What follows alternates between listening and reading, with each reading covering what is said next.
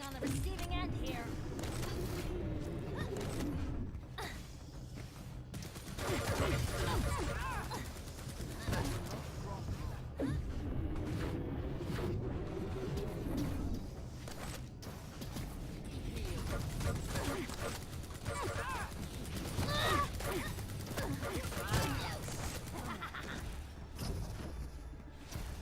Protección inminente.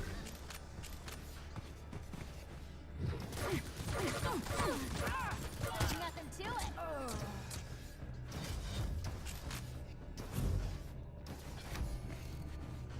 Protección aparecida. Protección.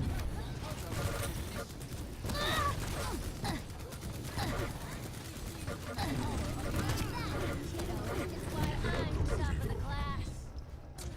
It's getting way too emo in here.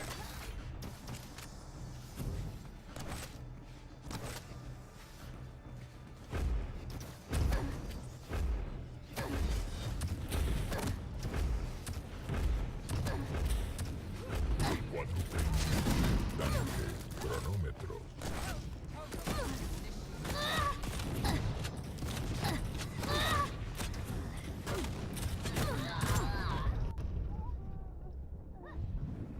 Cuádruple aparecido. Cuádruple para el enemigo. Take it easy, big guy.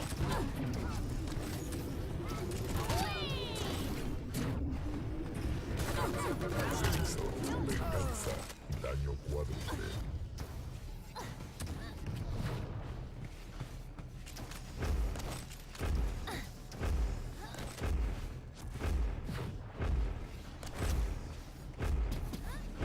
Tanque, cronómetro.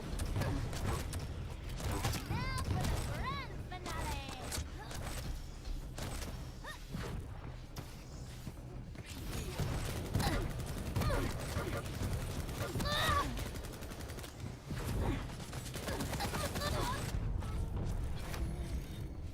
Getting way too emo in here.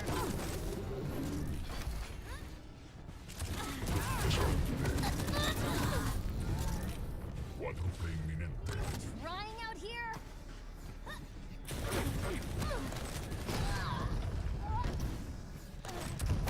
Feeling blue. Cuádruple aparecido. Cuádruple para el enemigo.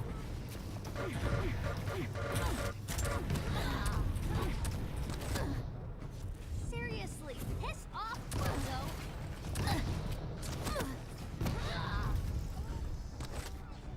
Are we even trying out here?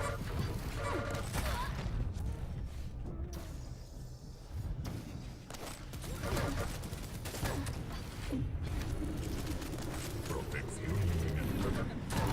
Carrachas. Venganza.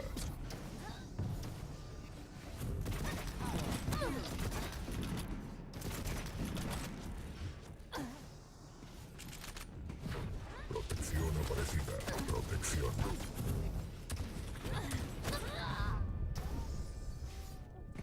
Getting way too emo in here.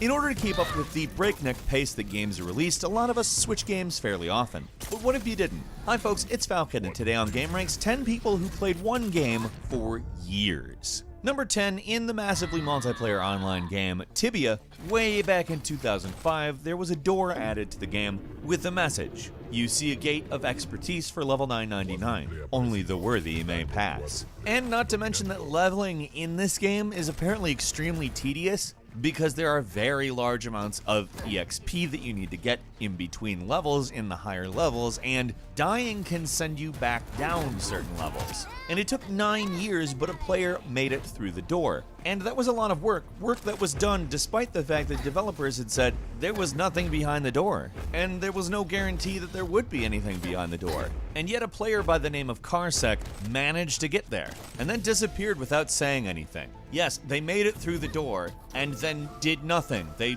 just stopped playing the game, they stopped posting to the internet under any accounts that they had, and that's it. That's all we know. Thanks, Carsec. Number 9, a Reddit user by the name of Lyserius played Civilization 2 for 10 years. They made a post on our gaming Reddit entitled, "I've been playing the same game of Civilization 2 for almost 10 years. This is the result." Now, I'm not going to be able to read you this whole post, it's fairly long, but I do want to point out some specifics. First, the world is a hellish nightmare of suffering and devastation. And yes, that is a direct quote. There are 3 superpowers in 3991 AD, and there have been dozens of nuclear wars. There is a front line where all 3 superpowers meet in battle, but it is more or less at a stalemate and has been for 2,000 years. Any attempt to advance results in a nuking, and they obviously just retreat.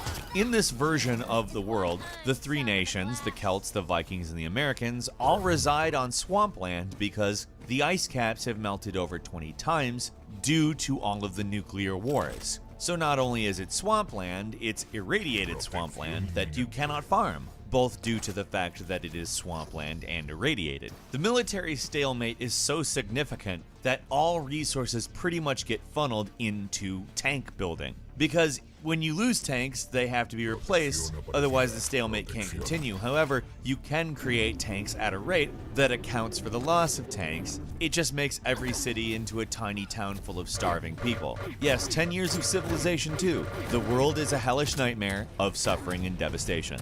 A perfect quote. Number 8, a Mortal Kombat player who had the arcade versions of the games and has been playing them for over 20 years, found some secrets in Mortal Kombat 1, 2, and 3 that haven't previously been found at all. Specifically, he found a menu in all 3 of these games called the EJB menu. EJB obviously standing for Edward J. Boon, or Ed Boon, the main Mortal Kombat guy. Now, these menus feature various interesting things, like the ability to see all of the various fatalities in succession, which obviously, because of YouTube, isn't that big of a deal at this point in time, but way back when the games were designed, that would have been a big thing. That's kind of the motherlode, so to speak. In Mortal Kombat 3, there's also a minigame that's basically Space Invaders, but completely impossible. Also filled with those goofy Ed Boon sounds. Number 7, back in 2011, a YouTuber by the name of Kurt J. Mack started trying to walk towards the Farlands, the area in Minecraft where the game kinda just stops working correctly and generates terrain that's bizarre. He has been walking in Minecraft since 2011,